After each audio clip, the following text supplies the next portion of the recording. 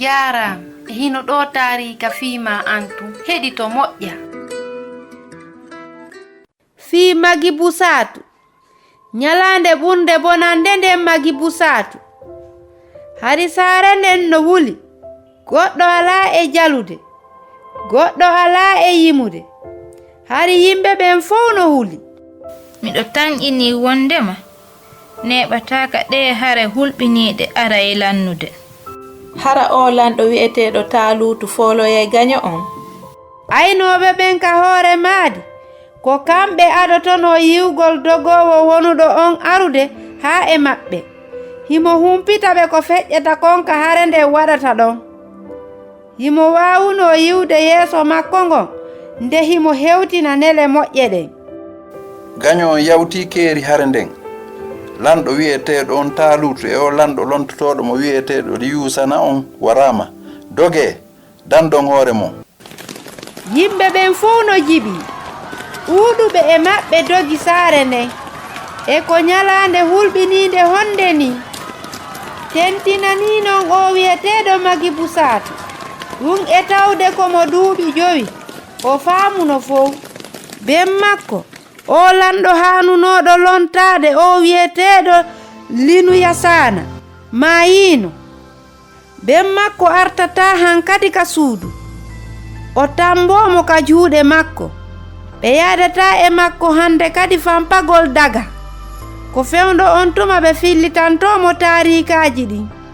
Debbo gollowo on dankimo. Aru yo Magi Busatu beyi wenɗo en haana nennaade.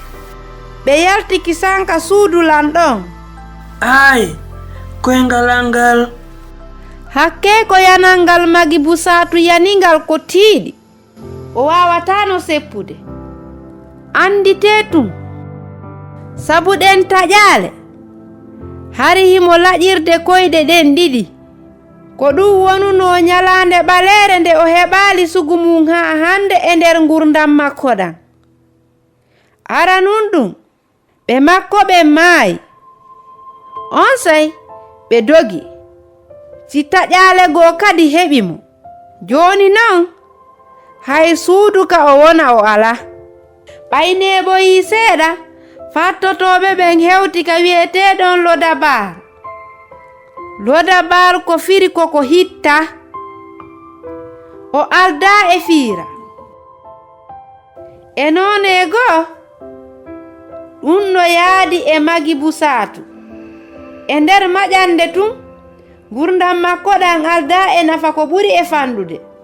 Ka haqiiqa hari himo miijo wondema o jara hunde. No gasa hara hiɗa sikka wonde hitta hina an ɓuri e nder duɗal mangal. A wawata folude ka eltugol ɓandu ko ɗum waɗi si hiɗa sikka wonde yimɓe ɓen fof no ɓuruma hiɓe yiɗa ɓuruma. Hara hiɗa wawi faamude Magi Busatu o wuriri non e nder duuɓi heewuɗi e nde nokkure wi'etende Lodabar. Ko annabi Dawuda wonuno ɓurɗo yiɗede on ka ben makko. Ko kanko woni lanɗo Israila on. Nyandego hari himo seppude ka tata makko. O woni e miijitagol. Tisiba jiyaɗo an on hara hino heddi haa joni wuruɗo ka nder ɓeengure Taaluutu. Geɗal Liyusana o wi'eteɗo Magi Busatu laƴowo no wuri haa joni. E ko honto o woni? Himo hoɗi e nde nokkure wi'etende Lodabar. Ko honɗum non Dawuda lanɗo waɗuno? Mi sifanto en ɗum ka taarika hikkotoɗo.